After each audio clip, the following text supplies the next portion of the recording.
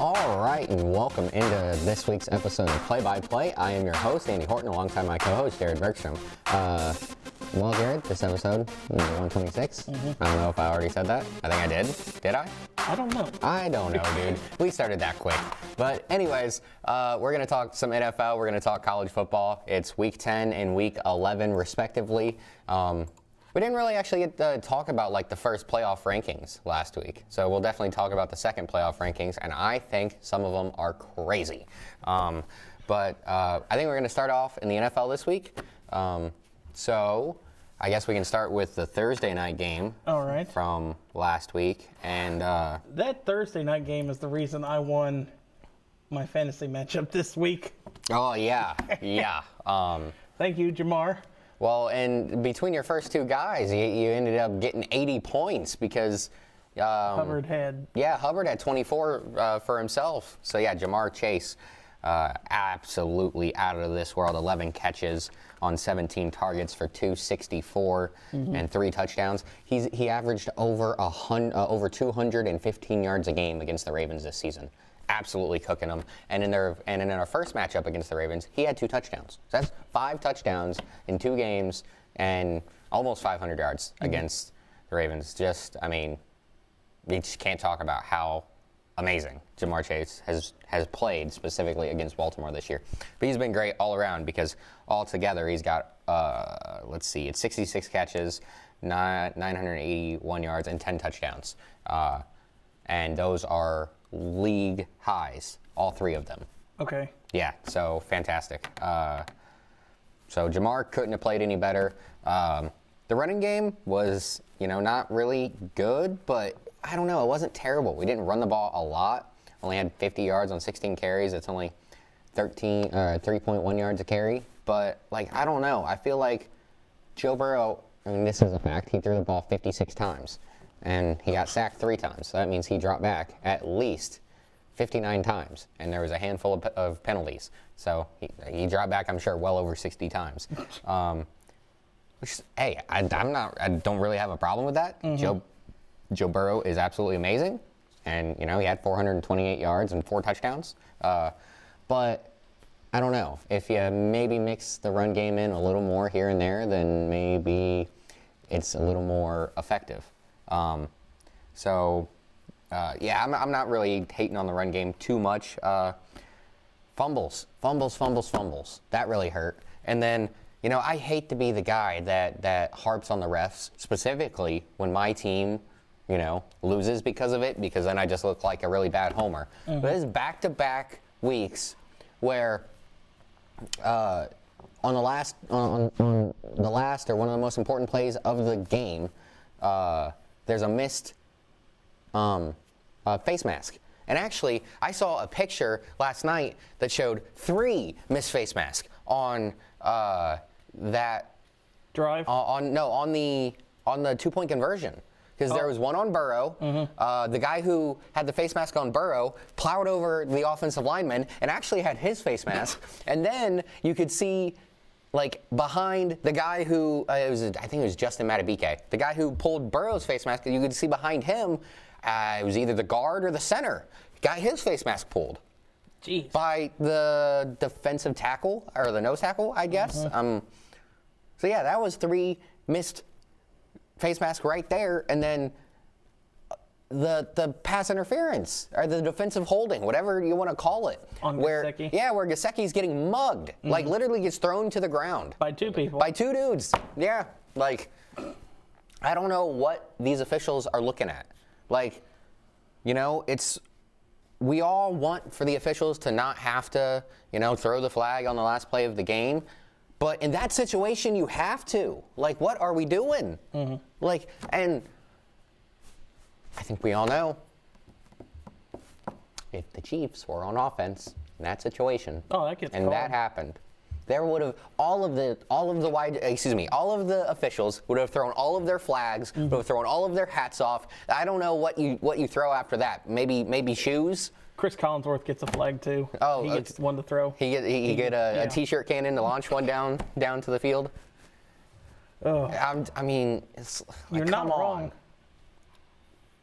And with all of I was watching Steve Palazzolo and Sam Monson's show on my way in here, and they said that the NFL, there's been more like one possession games this year than almost any other year, and like the league is like, the league's PR team is like pushing that out, like the league is so good, it's so competitive. Every game is a one possession game, and it's like, well, if that's going to be the case, then your officiating has to be better.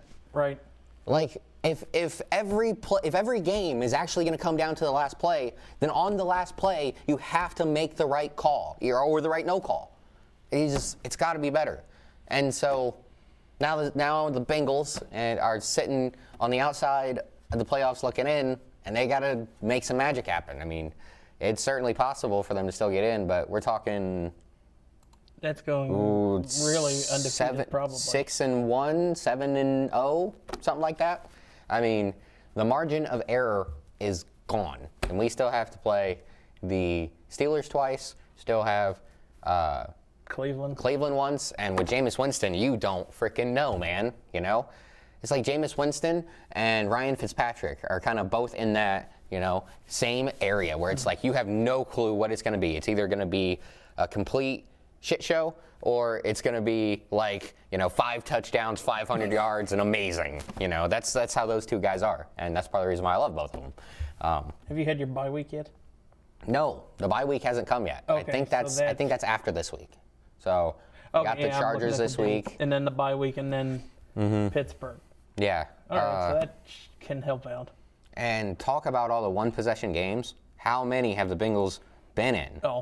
1, 2, 3, 4, 5, 6, and we've lost, I think, all but one of those. Yeah, or both the Ravens. The only one that we won was against the Browns. Yeah. I mean, and the Browns are not good with or without Deshaun Watson. And they're definitely better without him, but it's rough. So, pretty frustrated about that. The entire NFL outside of Cincinnati, when scoring 33 points in a game this season, got a guess? The record? Oh, the offensive? They're probably undefeated. They're not, but it's 38-1. Oh, geez. The Bengals, 2-3, when scoring 33 or more points. That's bad. It's the 2 to the Ravens, and it's the 1 to the Commanders. That's just unacceptable. Oh, so you guys are 0-3 in those. Mm-hmm. Well, no. We beat. I'm saying those are the ones that we lost. Oh, you beat Carolina and the Raiders. Mm-hmm. All right. So yeah, I guess on to the next game. That one was just a boring one. You had Jones and Bryce Young playing in Germany, and I think it's a good thing they don't have a Sunday no beer before noon over there, because those fans had to be drunk to enjoy that game. So I do have a handful of takeaways from this game. Tyrone Tracy, I feel awful for that guy. He's played amazing, like this year, coming on. We didn't know who it was going to be. Singletary was being the guy early in the season, and then now Tracy's taken over, and he's played awesome. Like, that fumble at the end of the game was brutal. Yeah. That one hurts for him. Daniel Jones, man, the thing that gave him promise early in his career was the fact that, yes, he turned the ball over, like passing and running, like a ton between interceptions and fumbles. He turned it over all the time. But now he just fumbles the ball a lot, and he throws interceptions but not as many interceptions because he just won't throw the ball. Like, they had a flea flicker that they had drawn up, and Dable, I don't know, like, he's got to be like sitting there on the sideline, and he's like, all right, do I need to take the helmet and come in? Like, if you go back and you watch the play, Daniel Jones gets the ball, and he didn't have a ton of time, but he had like 3 different options that were open. 2 of them, Wan'Dale Robinson wide open, and the Neighbors even wider open, and like he just kind of, I don't know. He has a panic attack, and he just gets sacked. Doesn't throw the ball. Like, he had plenty of time. Like I said, it's not like he had 5 seconds to throw the ball, but 1, 2, throw. 1, 2, 3, 4. Oh, I got sacked. That's awful, Daniel Jones. And then when you flip it over, I've been saying Xavier Legette's name wrong this whole time. It's actually Legette. Regardless, I still love that guy. Can barely understand what he says, but I still love his accent. He's awesome. I've never heard him talk. Yeah, you have. I'll show you later. But Bryce Young looks way better, and I know the numbers wouldn't necessarily tell you. I'm about to say, he pissed me off. I needed 20 more yards from him to win $300. But the numbers, but he's looked way better coming back, like, from his benching the last couple games. He's making throws that he wouldn't have made before. He has a lot more confidence, and like, I don't know, if it wasn't like a check down, it felt like he wasn't throwing it before. And now, like, he's sliding around in the pocket a little bit here and there, and now it looks like, does he have a future in Carolina? Maybe, probably not, because after you get benched somewhere, you don't tend to usually stick around. But like, you can start to see promise with the way he's been playing. He's been making, like I said, better throws and just looks a lot more confident. And the numbers would look a lot better, but there was a handful of drops because he's throwing to a bunch of young dudes. When you the whole talk team's about young. Jatavian Sanders, Chuba Hubbard, he's been in the league for a couple years, but he's still pretty young. Legette is a rookie, my bad. But yeah, so there's a lot of youth on that squad. So I don't know, he probably easily could have ended up with 175 yards. All I needed was 150. Yeah, well, Couldn't get it. Oh. I've been there. And then I was like, when the Giants fumbled it and they were at the 25, I was like, oh, come on, please, just throw a touchdown. Just all I needed was 24 more yards, and he couldn't get it. Oh. All right, on to the Patriots and Bears.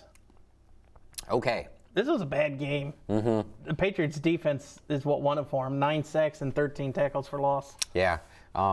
This is weird because normally I'm the guy leading the charge to make fun of Caleb Williams, but I think we talked before the show. I think you're the guy making fun of him today, and I'm the guy defending him. Oh. Which way do we want to go first? Go ahead, make fun, because I'll enjoy both of this. Fun of him. I'll enjoy both sides. All right, so the Bears drafted a punter in the 4th round, Torrey Taylor. I did not, but okay, I do now. Here he is. And he was talking that he got a text from Caleb Williams right after they drafted him. Here's what the text said. You're not going to have to punt much this season. I think I remember this.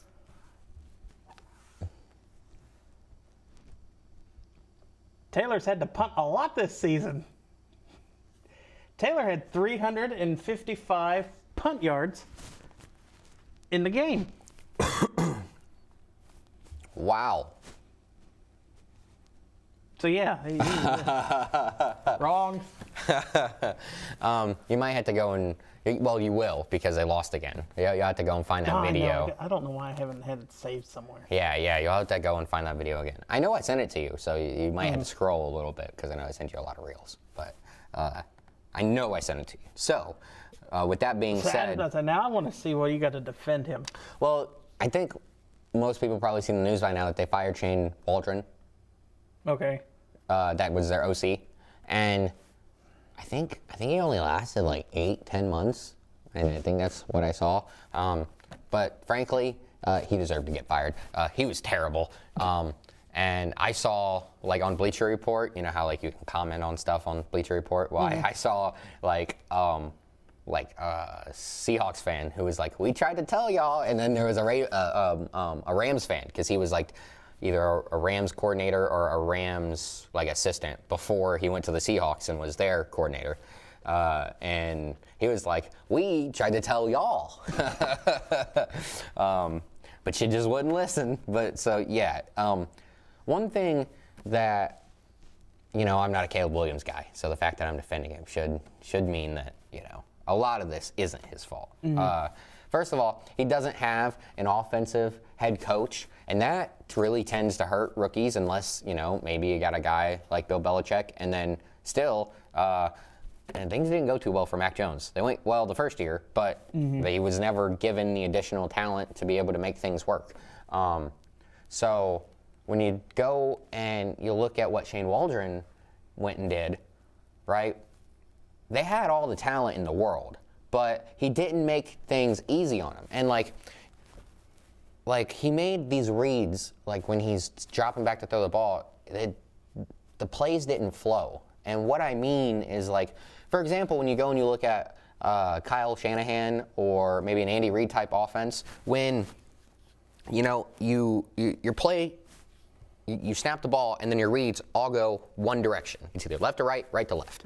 And like, so if it's right to left, or excuse me, if it's left to right, then first read, no. Second read, no. Third read, it's the next guy, and a lot of times he's right in front of you or he's somewhere near there. And it's like those offenses progress your eyes to open players, like to the next read. Whereas when you sit back and you look at what Caleb Williams has been doing for a large part of the season so far, first read is over here, second read is here, but then the third read, it's all the way over here, and then the fourth read, it's back here in the middle. And it's like, you're making it harder on your quarterback because he's changing fields, completely. And like, sure, I can see you over here, Jared, but I can't see you very well, right? Because like, as good as depth perception as I got, you don't see it as well. Right. So then when you turn, then you're finally getting that field of vision, and it takes you a little longer to be able to, recognize where your guy is and to be able to make that read. Whereas if you're just moving along, as you're turning, as you're making the next read, that guy's already popping into your field of vision. Makes it easier to be able to make these throws. Right. And to be able to get the ball out of your hands and just be an effective offense. They've been one of the worst offenses in the league since the bye week. And the bye week is supposed to, kind of come up, get reset a little bit, and you're supposed to be a little better after your bye week. It's supposed to. Especially with a rookie quarterback, because now he's had, I don't know how many it was at that point, but 4, 5, 6 games to settle in, get to see, he had a quarter of a season or whatever to soak it in, and now you would think he'd be better. And that hasn't been the case after the bye. And like I said, a lot of it's not his fault because the play calling is awful. Right. So if they can go and get a good play caller in there, maybe they can fix this thing. But also, Chicago has never, ever had a good quarterback. I mean, Jay Cutler, and who was that guy that had really bad anger issues, like in the 90s or 80s? Oh, McMahon? Yeah, that guy. So. It's like Rex Grossman took him to the Super Bowl. I'm not saying he was a good quarterback. Yeah. All right, now on to the Bills Colts. And I don't have a lot to say about this. Flacco had 4 turnovers and announced this morning that they're going back to Richardson. I saw that. So it's like, now that kind of makes you wonder because, like you said, with Young, normally once you get benched, you normally don't come back and really play stellar, and B, you're not going to be there much longer. So it's like, did the Colts miss something at the trade deadline, not getting rid of him or something? I don't know. What could you have gotten for him? He hasn't shown anything. True. And I was a big Anthony Richardson fan in the draft. I was all sold on the athleticism and the hype. It has not worked out. Not at all so far. No. So, yeah. 4 turnovers and you guys only lost by 10? That's discouraging. Yeah. Ooh, Chiefs Broncos? I was close. Oh, I was so close. Oh, but you play for the field goal, you play to lose. I wanted to pick the Broncos, man. I told you. But I was like, I can't do it. I just feel like the Chiefs will find a way. And then at halftime, I saw the score and I was like, let's go Broncos. And then they lost. I was like, I didn't watch any of it. I don't really know exactly how it happened. Sean Payton trying to wind down the clock to not give Mahomes any time if they kicked the field goal before that, and field goal got blocked as time expired. Oh, okay. Yeah. You can play prevent defense, and you can play prevent offense just as the same. That is true. Audric Estime seems like he has a chance, like he might have just taken over the starting job in Denver. the Denver backfield. That'd be interesting. He is the running back from Notre Dame. Big guy, kind of like a bowling ball. And I don't mean fat. He's just powerful. Yeah. He's a wrecking ball. He'll run right through you. And 14 carries, 53 yards. That's only 3.8 yards carry, but he did have a couple of nice burst runs that I saw on Twitter. Devon Valele or Vallejo? I have no clue how you say the guy's name, so I'm sorry, but he's gotten a ton of targets this year. He's caught almost everything that's been thrown his way. Nice security blanket there for Bo Nix. And Cortland Sutton, being Cortland Sutton, man, he never has crazy stats, but he always has a good season. At the end, you look at it, and it's like, how did he get there? 65 catches, 1,200 yards, and 9 touchdowns? How did that happen? he just finds a way. So. Oh, yeah, and then you look at the other side. It was Kareem Hunt's first bad game, like, this season. But just talk about how awesome he's been this year. Coming in off the street, I guess he's only getting 3.5 yards a tote. But he got 5 touchdowns and 450 yards in, 5-6 weeks? Like, I think he's played pretty well. For being, like you said, for being an old man coming off the streets. Well, and, I did say kind of old, but he's only 29, so he's not really that far up there. And he's gotten, like, when he was in Cleveland, he was never the guy. And so that kind of, I feel like that saves his body a little bit because he never had a full load because it was him and Nick Chubb. He is 9 days older than me. 9 days older than you? Yeah. Wow. There you go, Jared. Oh, God. Saints beat the Falcons, ending their 7-game So when you skid. get home, Jim is going to be like, "Where's my millions of dollars, man?" Yeah, you could have been there. Could have been there. Yeah. Kirk wasn't terrible. 306 yards. Bijan Robinson, 2 touchdowns, 116 yards. I feel like that's got to be one of his bigger games this year because he's just been quiet. I think this is one that I called last week because it's like the first week after you lose your coach, and a lot of times teams are able to they rally and they play well. And I don't necessarily know if they rallied and played well, but they won. They beat Kirk Cousins' team that he always, after he has big wins, huge games, he always has a regression. And it's not like he played terrible, but 1 interception, 300 yards, and no touchdowns. Not good enough. But yeah, Bijan Robinson was amazing. Yeah. Let's see. Tampa, I was close on that one too. Tampa loses 23-20, and you can definitely tell Baker misses Evans and Godwin. He's keeping them in games. I mean, they almost beat Kansas City in overtime. They shouldn't have been in this game with Moody missing 3 field goals in the game.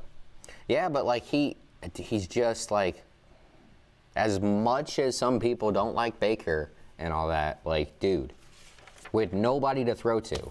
He still has them in 2 games, and the last 2 games was against the Super Bowl teams from last year. Their leading wide receiver had 1 catch for 11 yards.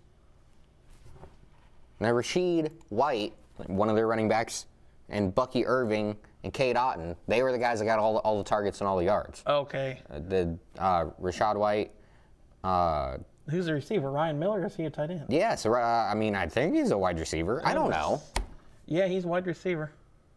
Rakim Garrett. I don't know who that guy is. Nope. Sterling Shepard. I know who he is because he's been in the league for a long time. He's been in the league forever. Yeah, but yeah, like they literally got 4 catches for 28 yards out of their wide receivers. Got to have more than that for your quarterback. Mm-hmm. CMC didn't look bad in his first game back either. Over 100 total yards. Yeah, why was that not surprising? I mean, the guy is a machine when he's out there. He's great. So I just hope that he's able to stave off the Achilles tendonitis. That's one I didn't even know you could get. And in both ones, at both legs at the same time. At the same time. Yeah. Steelers, Commanders. Classic. Down to the wire. Another game I was off just a little bit. Yeah, me too. Or wait, no, I did call the Steelers. I forgot about that. Yeah. Well, it's because I love Jaden Daniels so much. That's why I thought I picked him. But yeah, no, I did pick the Steelers.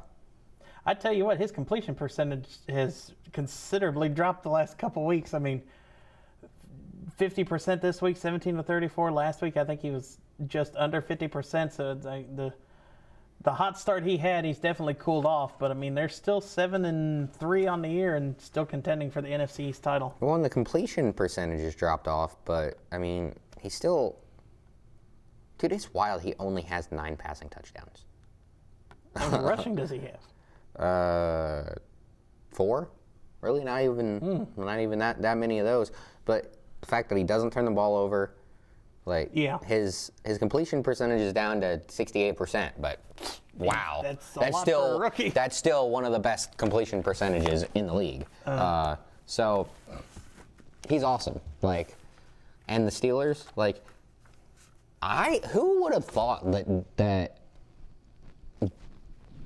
Russell Wilson was just, I don't know what happened in Denver, but it was a bad start, and there was no way to fix that at all. And now he comes over to Pittsburgh, and no, he's not lighting it up, but, like, they're scoring points, and, dude, if Pittsburgh can score 28 points a game, they might win the damn Super Bowl. I mean, their defense is ferocious. They just forced turnovers. Didn't make the rookie turn the ball over. That's just because he's freaking amazing. But I hope you're wrong about them winning the Super Bowl. Say what? I hope you're wrong about them winning the Super Bowl. I don't want to see Pittsburgh in it. Me neither. But would you prefer them or Kansas City at this point? Can we get a tie? No. Just tie, split the Lombardi in half. No. Damn. I think I would prefer them to win this year than just so that Nick Wright would shut up and they wouldn't get the three-peat. I love Nick Wright, but he is I do, but he's obnoxious about the Chiefs. Obnoxious, and I mean there's no way that he's gonna watch this, but he's like the most obnoxious sports fan in the history of the world about the Chiefs. And it's like, yeah, bro, everyone knows Mahomes is amazing, but it's like, calm down, bro, just a little bit. So, all right, next game. Vikings. This game was ugly. He saw a ghost, but it didn't matter. Casper still helped them win. They still won. Yeah. The Jaguars they suck. This Vikings team, man, I don't get it, but they find a way. Sam Darnold, 2 interceptions in the red zone. Another one just outside the red zone, and could have thrown another one. Had a rough day.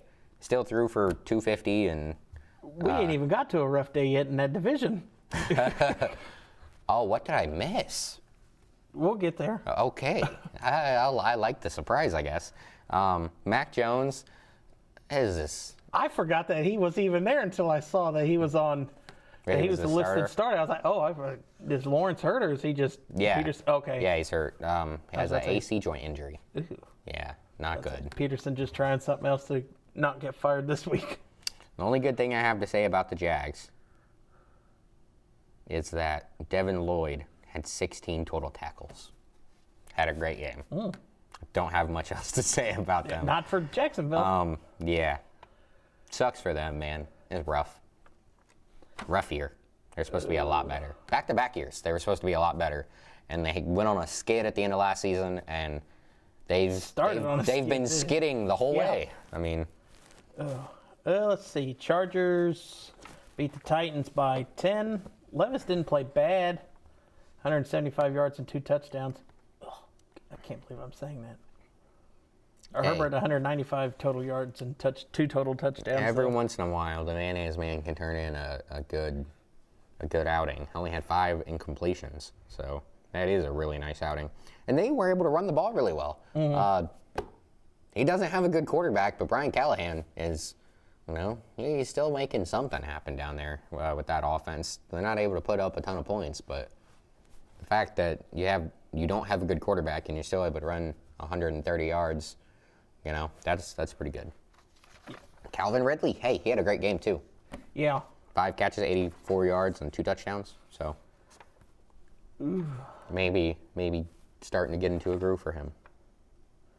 Let's see. Next, I don't have anything to say about that game. What, the Cowboys? Yeah. I've got one fact. Okay. Dallas is the first team in NFL history to trail by 20 or more points in 5 straight home games. How is Jim taking this? Is he not watching any of it? A lot of beer and hoping that Jerry Jones dies. Is Steven going to really be that much better? Is Steven really going to be that much better? He might not be. He's not going to be controlling over everything. He might actually hire a general manager. So, did you hear Jerry's comments about the curtains? Yes. He said, nope, it's a home field advantage. It's screwing with your home team. I love his weekly radio show. I don't know if it's weekly or daily. He's weekly. Weekly. But I love it because Mike, what the hell's his name? On one of the morning football talk shows. Greenberg? Yes. Yes. He sits and he waits and he will bring it up like seconds after it happens to talk about what Jerry Jones said. And he makes fun of it every week. And Jerry Jones just gives them gold. On Get Up? Yes. Yeah, fantastic. I love Greeny, man. Yeah. So, Cooper Rush. Maybe I should have made that bet. Freaking not a good game from good old Cooper. 45 yards on 13 completions. Trey Lance wasn't much better. He was 4 for 6 for 20 yards in a I was gonna say that's a much higher like yards per drop back. Much higher. 23 dropbacks to get 45 yards. He got 21 on 6. Oh. So that means if he would have had 12 dropbacks, he would have had 42 yards. Yeah, that was not good. I didn't know it was that bad. But I knew that there was no reason to turn on the television. And how much dumber did Jerry Jones look? Because I don't think we talked about the trade deadline. But how much dumber did Jerry Jones look trading a 4th round pick for Jonathan Mingo, and then you turn around and the same day, I think, put Dak Prescott on IR. What? The Bengals have a lot of mediocre backup wide receivers that I would have loved to deal for a 4th round pick. Why didn't you give us a call, Jerry?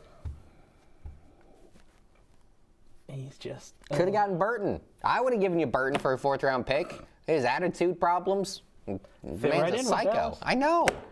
So Jim's hoping the Dallas gets like a top 10 pick, and I said, what are you going to do with that?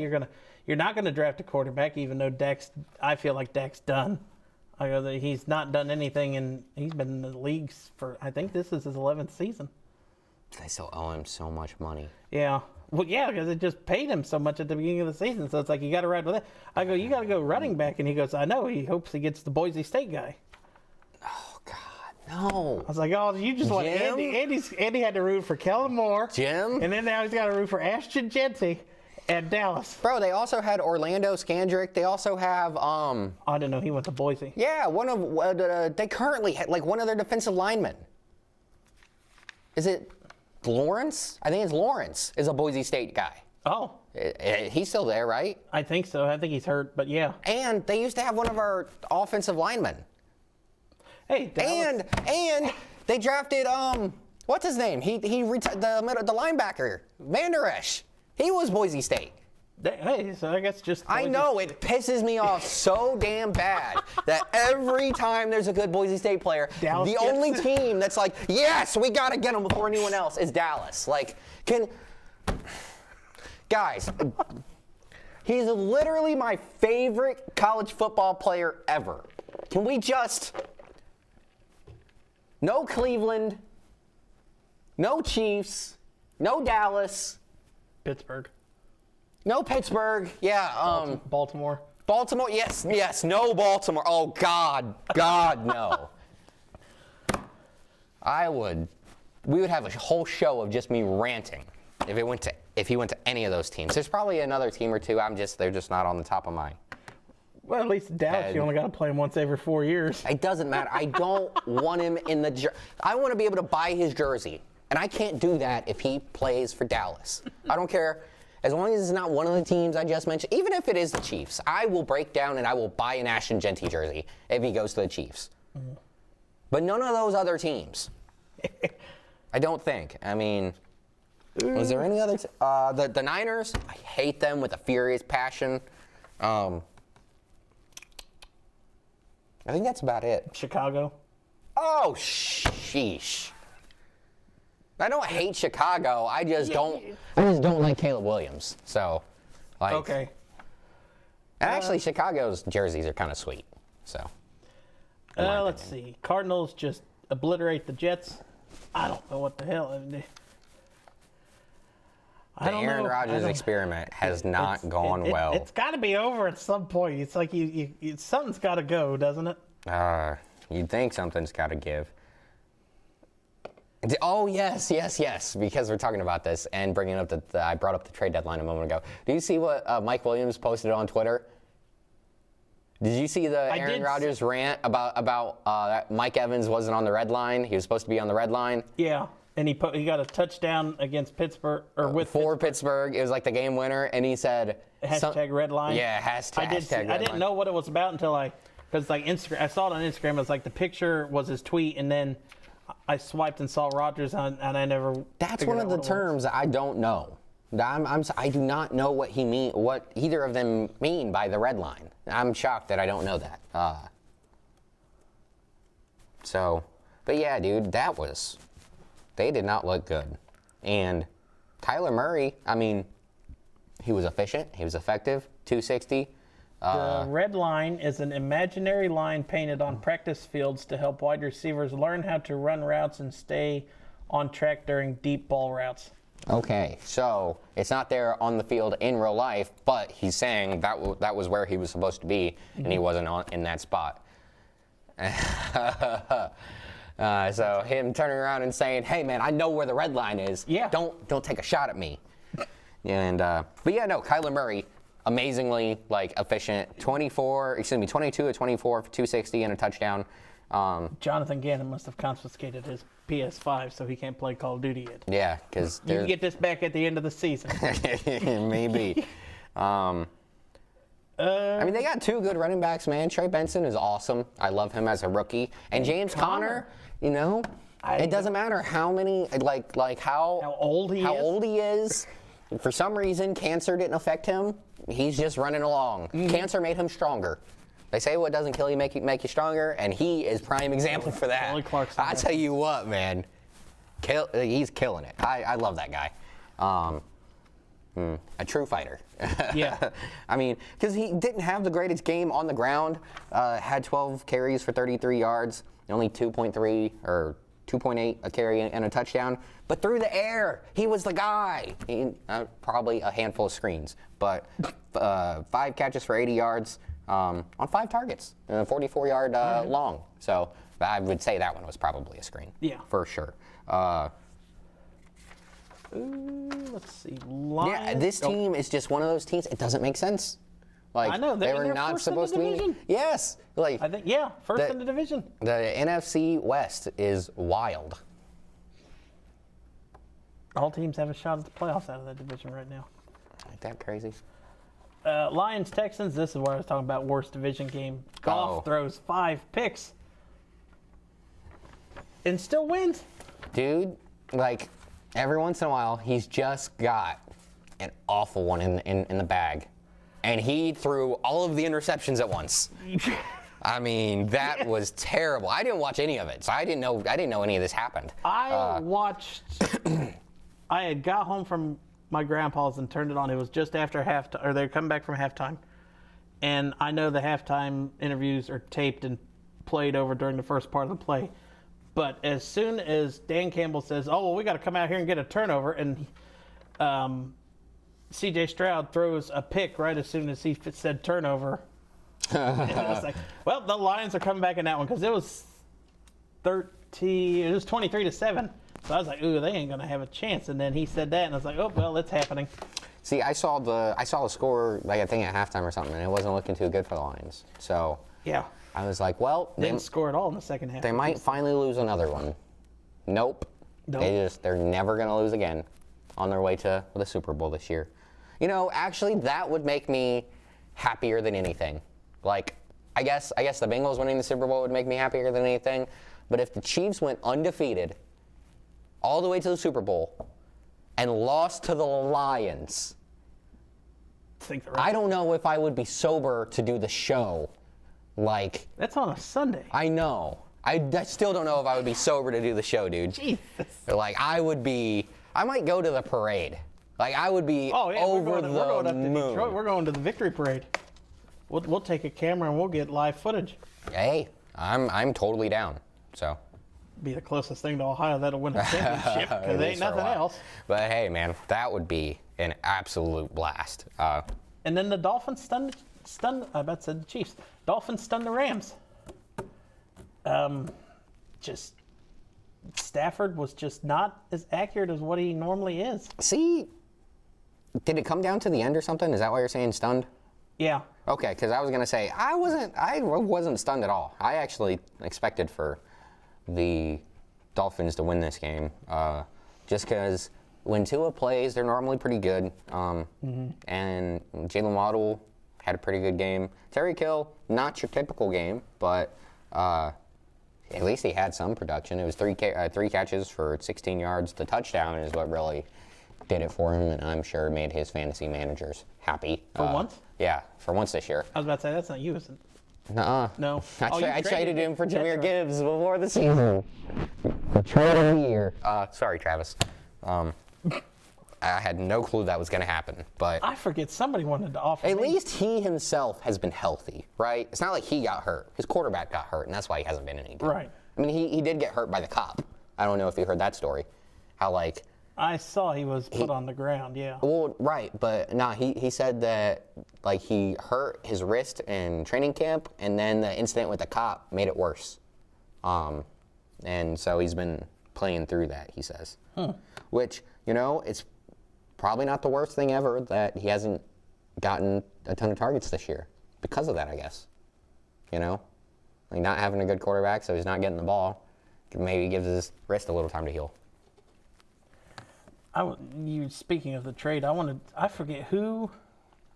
Somebody sent me a trade on Saturday for Kyron Williams, and I didn't know who it was in our league, and I was like, I was getting nothing back. I was like, no. I forget who it was. I didn't know if you could go back and look since you're the. So who was it?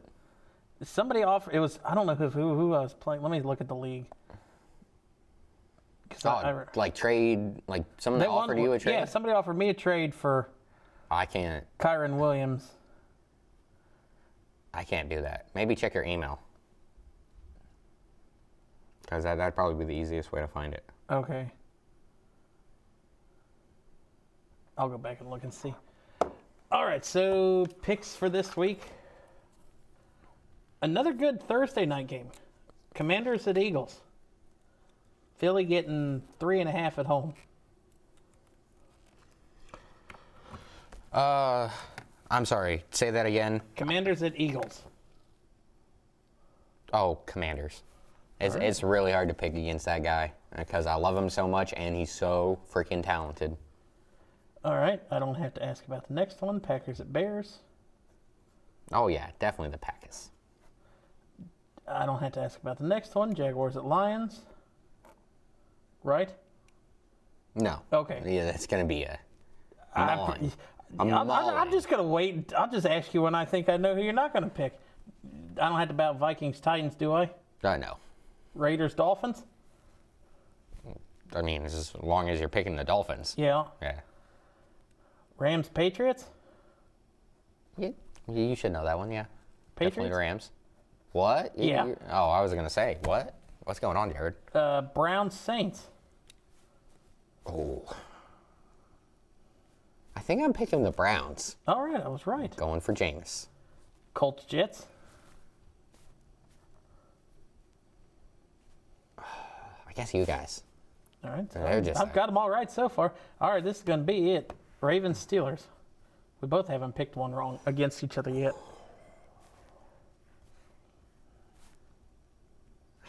I think it's going to be the Steelers, I guess, dude. Like, All they're... right, there's the first disagreement. Falcons, Broncos. Broncos. Okay. Seahawks, Niners. Niners. All right. Kind of shocked about that one a little bit. Oh, yeah? Chiefs, Bills.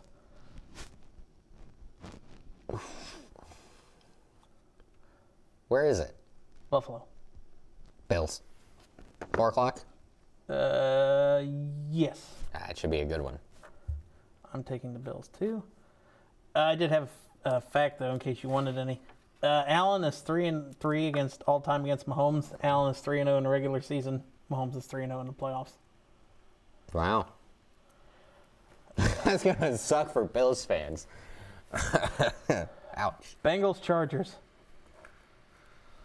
I kind of just want to pick Harbaugh for the season to just be over. Because we could get a really good... I mean, it's not likely, but if we lose out, first of all, we should fire what's-his-name, or at least lose a lot of these games. We should fire Zach Taylor's dumbass. Frickin'. Like, he just... I don't know. It's not that I really hate Zach Taylor, but he's not good enough. Fooled me. He's not good enough. Some of the weeks we talk about him. It just... So you picking Harbaugh? It's not good enough. But no, what I was going to say is it would be fantastic if we could lose enough games to fire him and get Mason Graham. Oh my goodness, I'd be over the moon to go get that guy. And who's DJ Reader? Never remember that guy in my life if we get Mason Graham. That 21-year-old man-child, frickin' or however old he is. I don't know. I love that kid. He's awesome. And that would continue the Bengals streak of picking just all of Michigan's good players. It's not really panning out in the NFL yet, but at some point it should click. And I think it will with that guy. I'm going to pick the Bengals, but this makes me feel like a homer. Because I haven't been shown why this team would win games against other good teams. I said it earlier. 2-3 in games that you score 33 or more points. The rest of the league is 38-1. Mm-hmm. And then I don't have to ask about Texans, Cowboys. Oh yeah. But you'd think you'd root for Dallas to win so they don't draft Genty. So they don't get a... They're not picking him. I would be so... I mean, I wouldn't be mad if he got picked in the top 10. I'd be so shocked. I mean, I think he's better than Bijan Robinson, but I'm jaded. It's so hard for me to judge him. It's so hard for me to judge Ashton Genty, like, objectively. He's the best player in the history of the school, so... All right, so now college football. You want to recap first, or do you want to talk about the rankings first? It's up to you. Well, we didn't get to talk last week a lot about. We'll throw up the rankings real quick and talk about that. Anything there kind of surprise you in the second week of the college football playoff rankings? You got 4 Big Ten teams in the top 5. Yeah, the thing that really blows my mind... Well, first of all, I texted my uncle and asked him this earlier. How much money did the Big Ten have to pay the committee to do that? That's wild. I mean, I am a Curt Cignetti, right? Did I say that right? Yep. Okay, I'm a Curt Cignetti guy. I love his attitude. It's fun. They've not played anybody. What in the world? Blew it to Michigan, and we'll get to that when we talk about it. Michigan is not very good this year. If you guys haven't noticed, aren't they 5-5? Are they 4-5? I think they're 4-5. Yeah, they're not bowl eligible yet. You got to come over for a Michigan game if you want to really find out how bad they are. That's not good. I don't know if I want to be around Jim in that state. He might punch you. I was gonna say, because you know I love making funny comments. He might literally throw me out of the house, throw me through the front window. He'll hurt himself. He said not since the Achilles. But let's go back bigger because I can't see that small. Penn State, they played one good team and they lost to them, and you're in the top 4. What? Have they ever won a big game like in either of our lives? Because I don't remember.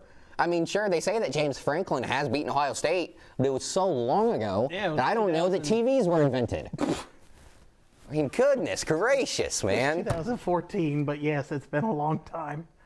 Yeah, he's 1-9 against Michigan, or 1-10 against Michigan and Ohio State.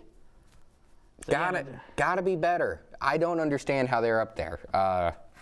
Ohio State, I don't think that they're all that good, but they're definitely top 5, top 6 team in the league, or in college football. So can't really complain about them being where they are, considering they've only lost one game, and that was to the best team in the country. I don't understand how Georgia falls so far. They've played the hardest schedule in college football by about 7 miles, and I mean, they've played 3 top 5 teams already. Aren't they playing another one? Or they're playing a top 10 team this week. The volatility. I think they've only played 2 top 5 teams. Are we sure about that? I thought it was just Alabama and Texas. They played Alabama. They played Texas. Oh, yeah, my bad. So then they also played Clemson, who is 14, and Ole Miss. So it's like they're playing top 15. Yeah, that's their 4th. This week will where be are their they 5th. at now? Ole Miss is because I know they 11. jumped. They're 1 ahead of Georgia. Yeah, so that I was kind of shocked about with how much Ole Miss jumped and how much Georgia dropped. But I did pick Ole Miss last week. I just think that's crazy. And some people are trying to act like, is it the end of the Kirby Smart era? It's like, dude, they literally, like I just said, he's only lost 2 games. They played the toughest schedule in the country, and well, let's see teams that they've lost to. Oh yes, number 3, number 10, number 11. So I mean, no, they beat Texas. Oh yeah. No. My bad. But still. They lost to, who's the other loss to? Oh, Ole Miss and Bama. So 10 and 11 they lost to. Yeah, I don't know. I hate it. Oh yeah, and then that's the other top 10 team. They're playing Tennessee this week. Yeah. So like, what the heck? Why are we? So then you're sitting here talking about Georgia. Now we can look at the next one. If the bracket started today, Georgia's out. Boise State's in. Wild. I just gotta hope and pray that like Indiana loses or something, because I want Georgia to be in. This won't be it. This is wild. Let me look at the conferences. Where's my standings? Because let's see. Right now, if the ACC championship was this weekend, it would be SMU, who is undefeated in conference, and Clemson, who is 6-1. So Miami would not be up there. Let me go down to the Big 12. That'd be interesting, because Clemson, they are where at? 20th. They're 20th. What? So if things were to stay the same, would that mean that Boise State would have a chance to be the 4 seed? Because if Clemson won, they would have to jump from 20 up to 11 to get ahead of Boise. And the top 5 conference champions are the ones that go, and it's in order. I would be excited about that. Give us a bye. Because I'll tell you what, the number one thing that I do not want to happen is to play Ohio State. And it's not because, do I think we would win the game? No, I don't think we would. That being said, that's not necessarily why I don't want to play Ohio State. Sure, It is, but it's just because Ohio State fans are so annoying. I just hate Ohio State fans so much, and like, I just don't want to have to deal with them and being like, oh yeah, Boise State sucks, ha ha ha. And it's like, well, yeah, you guys, have like $150 million football program, and have a $20 million payroll, and like our entire programs ran off of like $25 million. So. Yeah, I was looking at So that's a scenario I would not like. I don't want to play Ohio State. So Ohio State, which I'm not getting ahead of anything. They play Indiana in 2 weeks, so that might be Indiana's loss to get them out. And I feel like with Indiana not having a high-ranking win over anybody, that'll probably drop them out of the top 12. That one loss will probably drop them out, just because they don't have anything to back it up. All right. Any games you want to start at or talk about from last week? There had to be something. Oh yeah. So one thing is that we did not play very well. Just barely snuck out of there. Was it a 2-win Nevada? Was it Nevada? 3-win. 3-win. But actually, when you go back and you look at it, like they've been in a lot of one-possession games.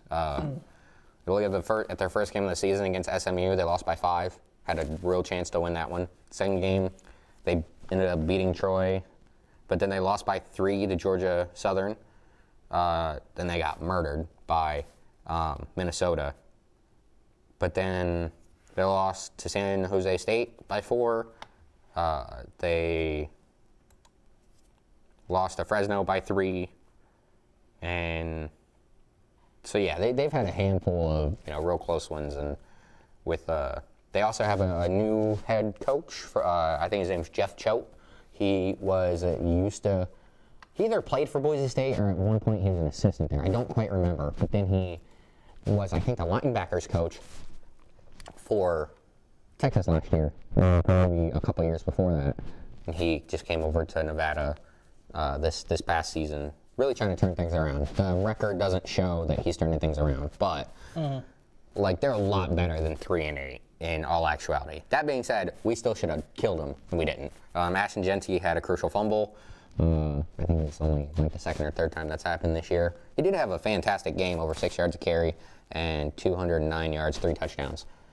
He's up to like 1735, I think. So he's now under 1,000 away, but he's going to need to keep having big games in order to get there. Look at this. I was messing around with the playoff predictor while you were talking about that game. How is that possible? That they had 101% chance. I mean, they must have just rounded up, I guess. He's looking at the playoff predictor. And just tell the folks, since I get to see it now. And it has Georgia with a 100% chance to beat UMass, and UMass with a 1% chance to beat Georgia. Maybe in basketball? That has to be where the 1% comes from. They're adding it from another sport.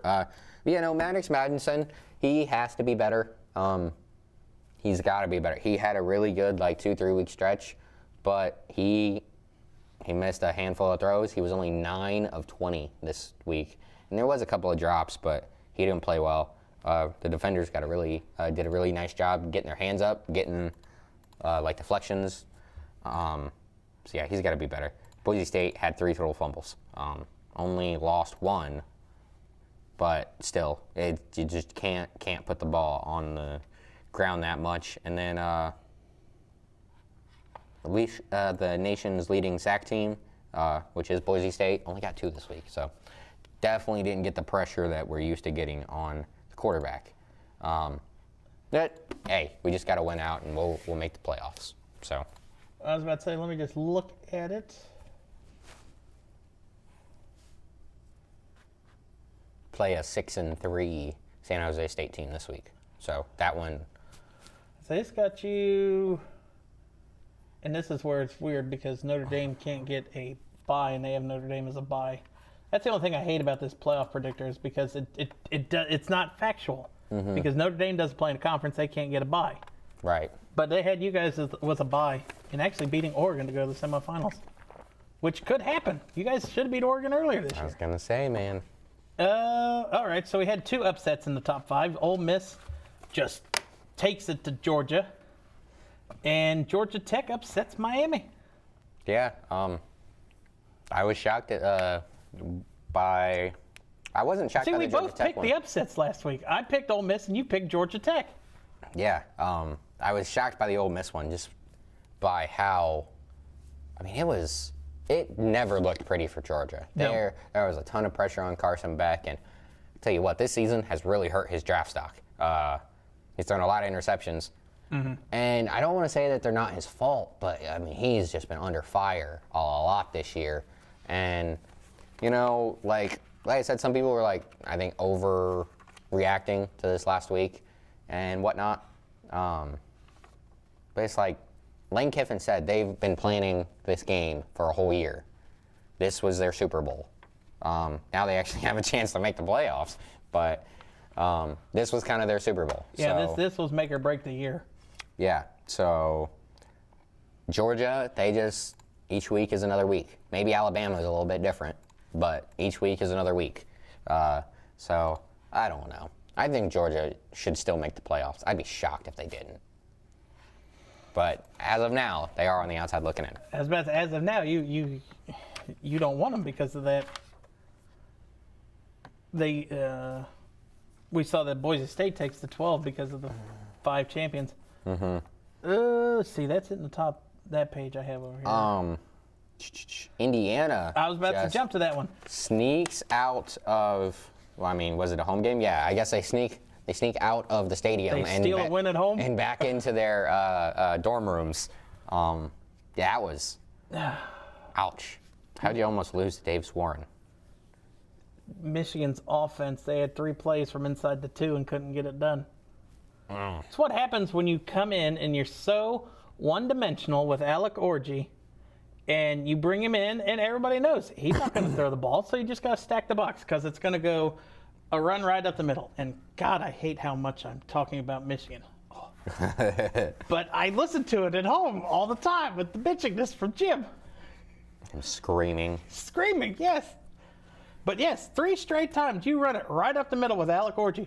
And it's in shotgun. 2 of them were in shotgun. And they couldn't gain 1 yard. Yeah. It's bad. And now, Michigan, if there's this quarterback who I think he's out of Michigan, and he's verbally committed to USC, I think. I saw this on Facebook the other day. There was a team that Connor Stallions is now a coach against the team that the kid just lost to in the playoffs in Michigan. All of Michigan's coaching staff was at that game. So if Connor Stallions, if the quarterback flips and decides to commit to Michigan, there can be a lot of tampering charges filed between Connor Stallions and the rest of the Michigan. So yeah, it's looking bad. And Jim said, and this was hilarious. He said that, was it Sharon? Yeah, Sharon Moore. Sharon Moore. He goes, he is the Jason Garrett of college football. And I go, what do you mean by that? He goes, because Jason Garrett showed no emotion unless it was like a 3rd down and he ran it for 2 yards up the middle and he's sitting there clapping his ass off. He goes, and Sharon Moore does the same thing. 3 straight runs with Alec Orji up the middle for nothing, clapping his hands because they kicked a field goal. He's ready for him to go. He wants him fired already. I was like, God, he ain't even getting through the first year. Calm down. He doesn't have a quarterback. Everyone knows. Maybe not Jim. You'd think he would. He's going to yell at me for saying that specifically. But Michigan is not. They don't get the superstars. I mean, they do. They get some. But they're more of a developmental program, right? It kind of takes them. If they get the dudes, they'll be really, really good for 3 or 4 or 5 years. But then they're after you lose the quarterback, especially in today's game, after you lose the quarterback, there's gonna be if you don't have one in waiting, there's gonna be a little bit of a reboot time, and that's this year. I think Michigan will be okay, but we'll see. But they gotta reboot it quickly. They gotta find that quarterback, and he's got to be good fast. Iowa State losing 2 in a row. You called, I think, almost every single game an upset last week. Yeah, I called Iowa You got a State. couple of them. Kansas, yeah, they were kicking the shit out of them at halftime, 31-10. Yeah, that's rough. I almost got the BYU Utah one. Dude, I was watching that game the whole way. I was... 1 point. Bro, another situation of awful officiating. Like they got an extra 4th down or whatever, and then there's a missed holding, and it was wild. You know what wasn't wild? Florida State gets routed 52-3 by Notre Dame. Yeah, And I didn't think it could go this bad. I'm just gonna stop you there because we gotta. Everybody, you gotta make sure you check on your Florida fans this weekend. Oh, was it rough for all of It them? was rough for everything in the state of Florida. All those teams lost this week. That's why there's 14 L's in Florida. I like that. It's just Is that Bethune-Cookman there at the bottom? Bethune-Cookman. Hey! Bethune-Cookman. The left How many three- references in the show's history are we going to get to Bethune-Cookman? Before we even talk about them, This is fantastic. but yeah, all those teams losing this week, and that's FAU not even too? college. Yep, Okay. Florida A&M Rattlers, and that's not even. I didn't even look at college basketball because that would have been too much. Oh, yeah, you're right. Wow. Rough. Rough week for Florida, and it wasn't even a hurricane that did it. Maybe they all just have the hurricane hangover. Is that a thing? I don't know. Well, we'll find out with Miami this week, whoever they play. Let's see. You talked about Boise. You talked about Alabama rolled LSU. Yeah, that was shocking. Yeah. Brian Kelly now 13-1 in night games at LSU. 13-1 or 1-13? 13-1. Oh, okay. He was undefeated. Wow. Let's see. Rounding out, Virginia stuns Pitt 24-19. Colorado scores 21 in the third quarter to get past Texas Tech. Yeah, I looked bad picking Texas Tech there. I didn't in the first half. I was there. First half, halftime, I was like, okay, there's a chance. Then, nope. Washington State beats Utah State 49-28. Clemson handles Virginia Tech after a loss from last week, 24-14. Missouri beats Oklahoma 30-23 in a thriller. I don't know if you watched any of that game. I did not.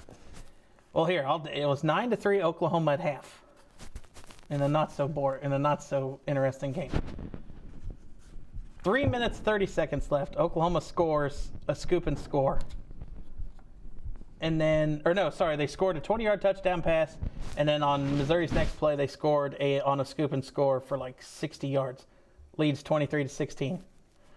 A minute 10 left. Missouri scores on a 10-yard touchdown pass. And then on Oklahoma's next possession, they score on a 45-yard scoop and score to win 30-23. Yeah. So save it all for the end right there. A lot of action there in the fourth quarter. Yeah. And Army beat North Texas 14-3. But I'm glad I took the North Texas in the 10.5 points. There you go. All right, now on to this week. Yes. All right, we have got Ohio State at Northwestern at Wrigley Field. Well, all right then. I don't care. Ohio State's still going to be. Taking Northwestern. No, I'm kidding. All right. Texas at Arkansas. Texas, getting 13.5. I think it might be closer than 13.5, but Texas will win. Utah and Colorado. Colorado getting 11.5 at home. I feel like this could be a bounce back for the Utes. I mean, they haven't had the good season, but I don't know how much I trust this Deion team. They've taken a massive leap forward from last year, but I'm taking the Utes. Damn. I was hoping to get you different on one. Clemson at Pitt. I think Clemson's got to keep winning so if they can Yes, and Stay. I like Pitt, but at this rate, I kind of want Clemson to be in the conference championship game. So maybe Boise State could get into one of the top 4 slots. And it's more likely if they're ranked way down there Tulane at Navy. and win the conference. Tulane Navy. Navy has just fell off a cliff since they lost to Notre Dame. Yeah, I was gonna say I'm picking Tulane. Yep. Mercer at Alabama. 9-1 Mercer. But it's so bad that ESPN doesn't even have the spread on there. I didn't notice that. That's ouch. Let me see if they have it on like DraftKings or something. Because I mean, there's got to be a spread, right? You should be able to bet the game somewhere. That's wild. But I'm picking Alabama. Yeah.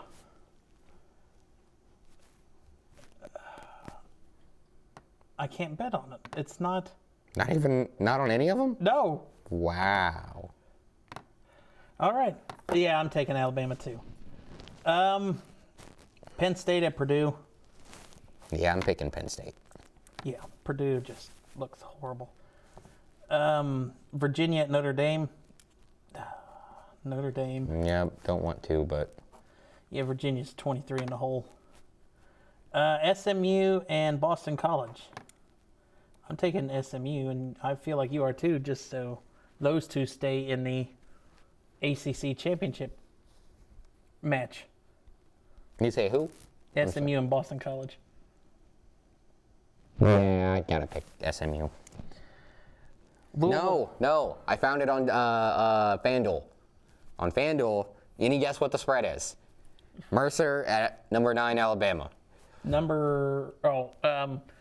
Mercer's probably getting like 55 and a half. It's not quite that bad. 45? 41.5 points. I would take Alabama minus the points. Really? Wow. I would. That's a lot of points, Jared. It is, but it's Mercer. I don't care if they're 9-1. $5? That was weird. That was. But all right, there we go. All right, so I got Alabama minus 41 and a half. I have Mercer plus 41.5. That is a game I will now be watching. 42-0 final. Talk about bad beats. Louisville at Stanford. Stanford sucks. Yes. I'm really hoping that them and Cal, or is it Cal? Mm-hmm. Yeah, I'm really hoping that they just suck so bad. That they want to. The ACC wants to kick them out. That they're just like, I don't want to fly across country just to get our asses kicked every week. So let's just go back to the Pac-12. I'll take that money. LSU at Florida. LSU, as bad as they played last week, they're not going to lose to Florida. I'm going to take Florida. Whoa! I'm going to take Florida. Missouri at South Carolina. I had to pick South Carolina. All right, we're both same on that. Don't have to ask about that one. What, K-State? No, Boise State. Oh, yes, that's very Don't true. have to ask about K-State. You're very correct. Oregon and Wisconsin. Oregon and the points. It's 14. Yep. Tennessee and Georgia. I'm picking the Dogs. I don't see them missing the playoffs. I will pick the Dogs as well, but not the Oh. Georgia Dogs. I'm taking Smoky. Oh, In Tennessee. You got me. Uh, This one's at Georgia? yeah. I don't know if they got the You see magic Georgia- outside of Rocky Top. You see Georgia Tech? They don't have a river around them. So when they upset Miami, they tore the goalpost down and went through the goalpost in the presidents of the university's pool. That's amazing. I love that. You see that Ole Miss was fined $350,000. Oh, for the early storming of the field? $100,000 for $250 for the storming of the field too early, and then it's a $100,000 fine for actually storming the field. That money is a drop in the bucket. Yeah, some booster just like, hell, do it again. That's $100 for every fan that made it on the field. Oh, there. Probably. New Mexico and Texas A&M. I'm taking the A&M, Texas A&M Aggies. I was gonna say they're both the Aggies. You were gonna say it at first. I knew it. Yeah, I'm taking A&M. Washington State and New Mexico. Yep. Washington State. Yep. Kansas and BYU. Are they gonna get the upset twice in a row? Yes. What? Give me the Jayhawks. Wow. I disagree. All right. I think it's gonna be BYU. Even though they did not deserve to win that game last week. We will see, though. We have a few minutes. We got done a little bit early today. Anything else you want to talk about? Don't say anything about. Well, if you're talking about the NBA, I got to pull it up, but I don't have anything yet on it. I saw they started their in-season. Is it called the NBA Cup now instead of? Okay. I think it's called the NBA Cup. Well, okay. There's a couple things to talk about from the association from last week. From last night. One, Clay finally got to go back to Golden State for the first time, and he lost. Steph Curry went pretty darn crazy. 14 of 27, 5 of 12 from 3, 37 points. Lights out, classic Steph Curry. And of course he had to do it when Clay was back in the building. Clay had a nice night though, 22 points on 7 of 17 shooting, 6 of 12 from deep. And dude, Luka had a good night. Kyrie had a good night. All the stars came out and showed out for the Warriors. But Kyrie, I said the Warriors, but for Dallas. But not enough. Is that the Anthony Melton? I'm pretty sure 14 for the Warriors to help out Steph. And the Warriors had a handful of other dudes that had good games, right? When you look at Draymond had 11 and 7 and 6.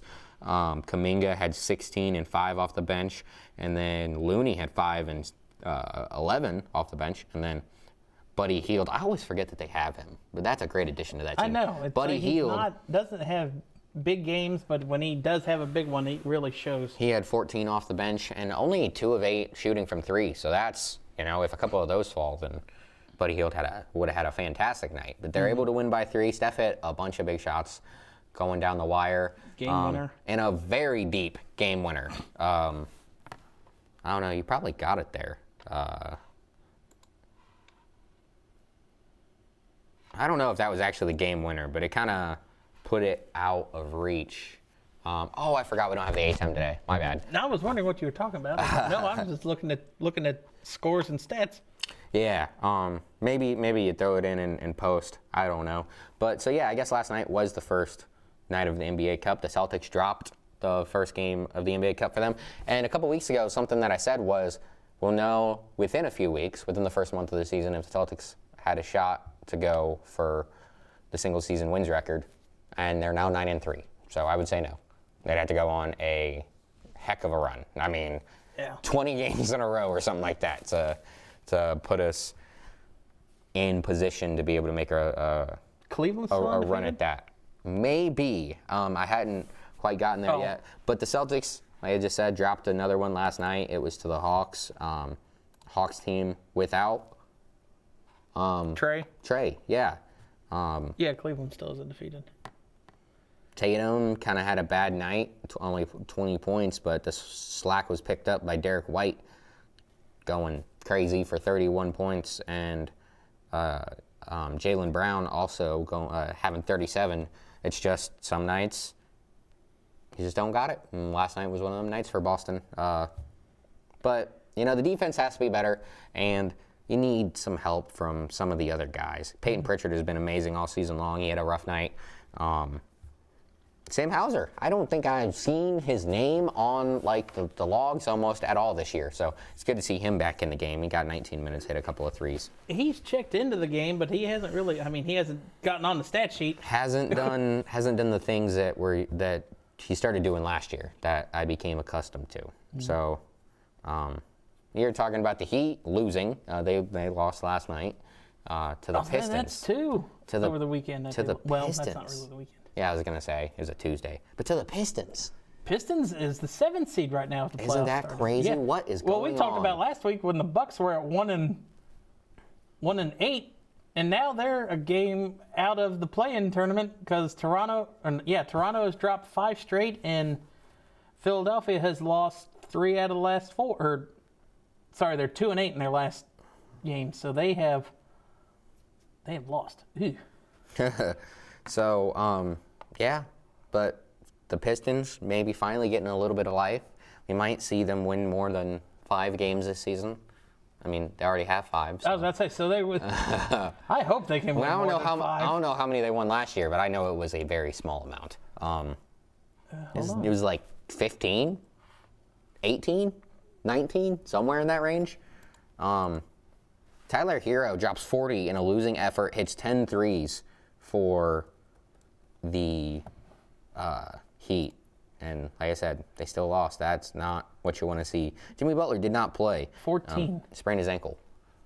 They won last year. They won 14? Yeah. They've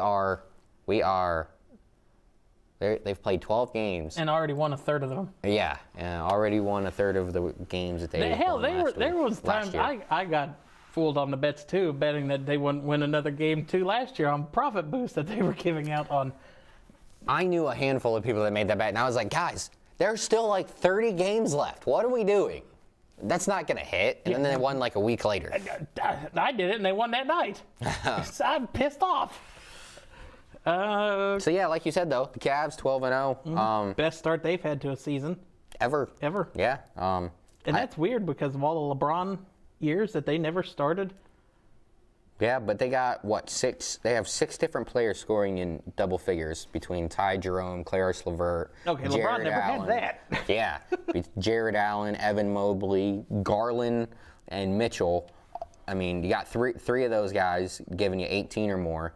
And I've been waiting so long for Evan Mobley to develop.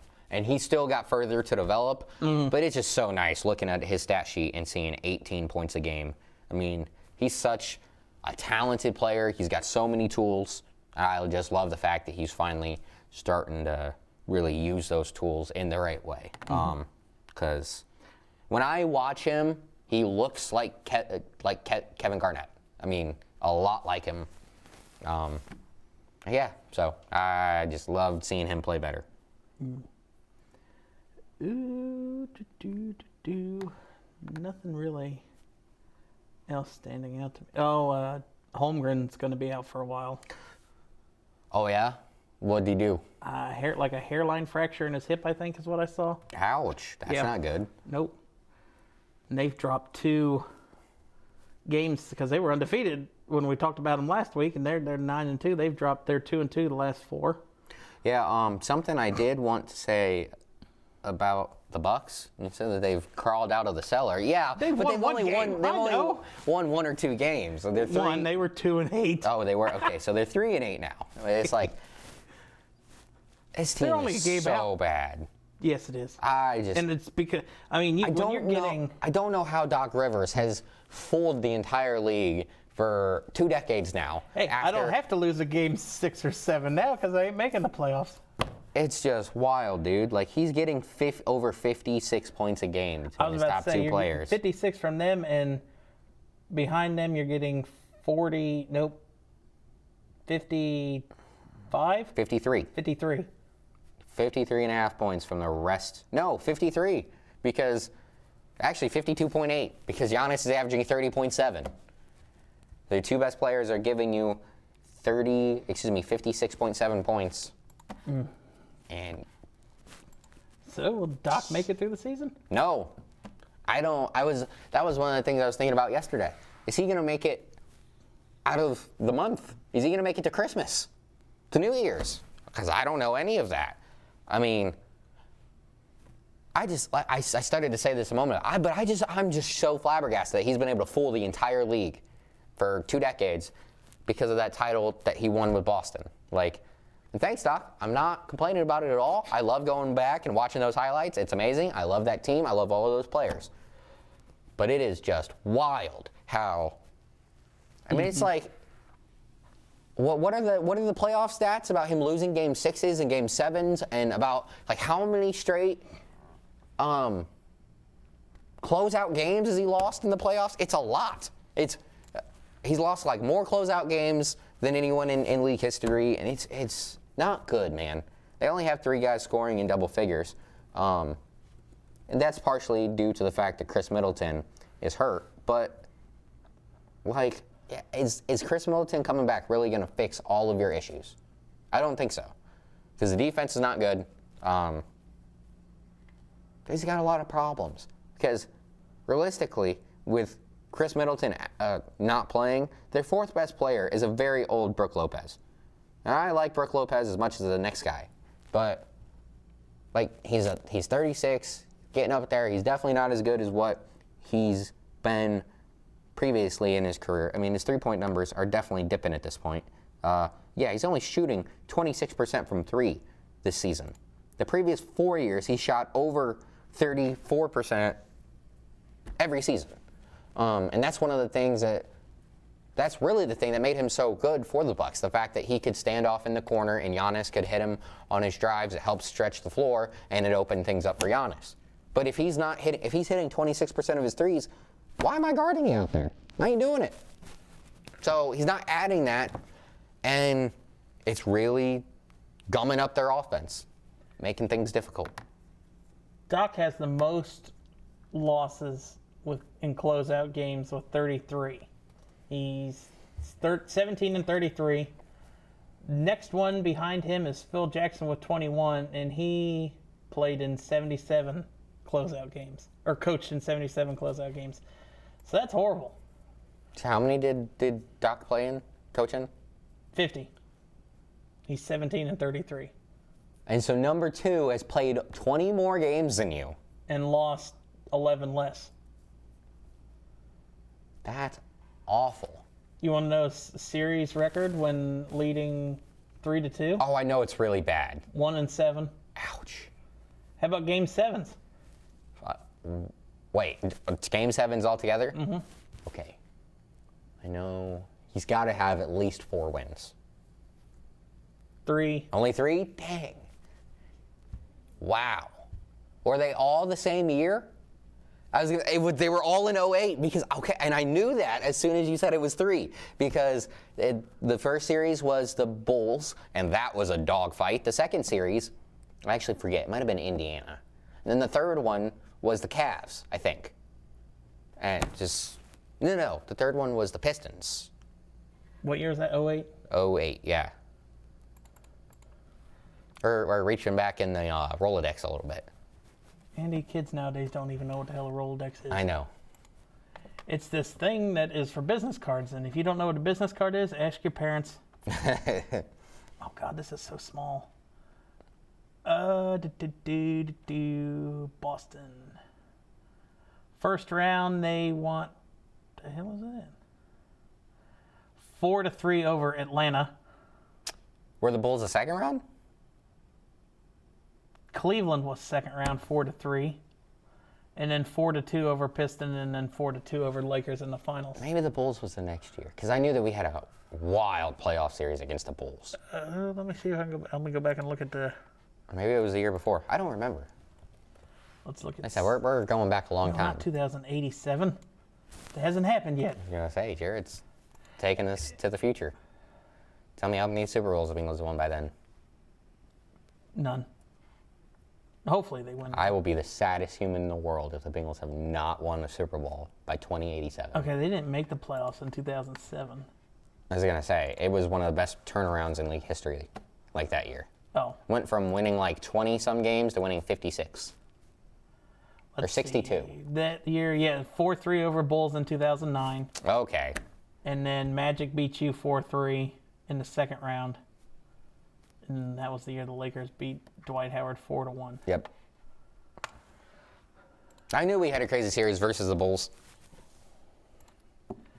Not really talking about it, but college basketball's off to a hot start too for the men. See, I haven't gotten couple upsets. a chance to really watch too much Seton so far. Hall lost a buy-in game to Fordham. See, and I also know that Was it Texas that Ohio State beat? I know Ohio State. Yeah. Okay. I knew Ohio State beat somebody that was really good. Gonzaga took it to Baylor the first week, winning 113-63 opening night.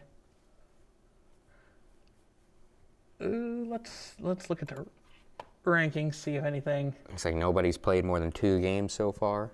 Not that's in the top 25, no.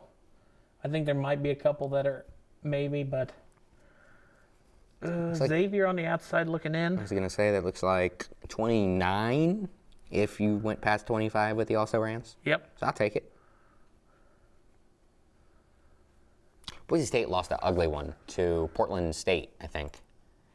And part of the reason why that's so ugly is I give you so much crap about Gonzaga playing Panera Bread University, and that's one of those Panera Bread universities. Panera Bread just beat you, didn't they? Yes, they did. It's always fun to look at the Joe Lunardi's projections. This early? He has the day after the championship's over. That's wild. I just looked to see who's going to be playing at UD in the first 4. Right now, he's got Miami and Michigan, Quinnipiac and Grambling, Little Rock and Central Connecticut, and VCU and Maryland. You can bet Boise State 20,000 to 1 to win the national championship. You can put $1 on it? Maybe. Just put a quarter on it when. I don't know if we're good enough to do that this year. That's I think that's a little bit of a stretch. But other than that I think is gonna do it. So did you hear about Duke having problems with cramps? John Shire said it's concerning. How do you not either get these guys to stretch better or get them more water? Eat a banana. Or a banana? You're gonna have to get them some liquid IV? Like all of the above? But pickle juice. Yeah, pickle juice does do that. Oh God, I'd rather take the cramp. So yeah, they definitely got to fix that because don't want to have one of those top picks tearing something because they can't stay loose. And especially a guy like Cooper Flagg. And you brought it up, and I'm just going to talk about it. The people who were dogging him last night because he had 2 turnovers in their last 2 possessions that led to the loss. It's his 3rd college game. He's 17 years old. You're going to pump the brakes a little bit? Yeah, and I am not a Duke fan. I mean, granted, I love Mike Krzyzewski. I give credit where credit's due. They're always a major blue blood that always does it. But I mean, like you said, pump the brakes. He's 17 years old in his 2nd college game. Let's see how Duke fans are when they're in the Final Four or something. Right. And then they're going to be praising him. Right. And he only had 3 turnovers on the game, so that meant that, he had 1 before those final 2 possessions. Mm-hmm. He was 9 of 19, 1 of 5 from 3, 26 points, 12 rebounds. If it's not for him, 2 blocks. If it's not for him, you're not even in position, at all.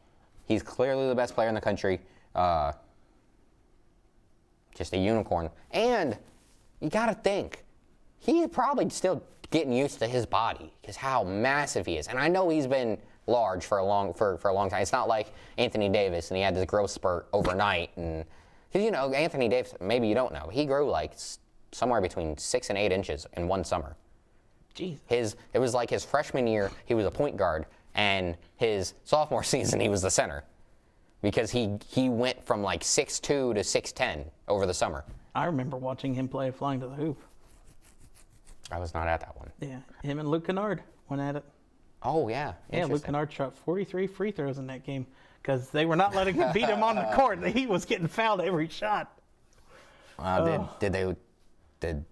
No, Anthony Davis' team beat him by 4. Wow, that's wild. 43 free throws? Mm-hmm. Sheesh. All right, so that is going to do it for this week's episode of Play by Play. Got to see how we're going to do next week's. Oh, no, Thanksgiving's in 2 weeks. So got a few more weeks. We might do the Thanksgiving one episode early because if we close early here on that Wednesday before again, we won't be able to do it. Mm-hmm. So we might do the Thanksgiving one next week and then be off a week. So we might have to do double up picks for a couple weeks. All right. Well, I guess we'll see how things go. Play it by ear. But yeah, like you said, that's going to do it for this week's episode. Don't forget to like the show on all the social media platforms. Share it for us. That'd be amazing. Talk to you guys next week.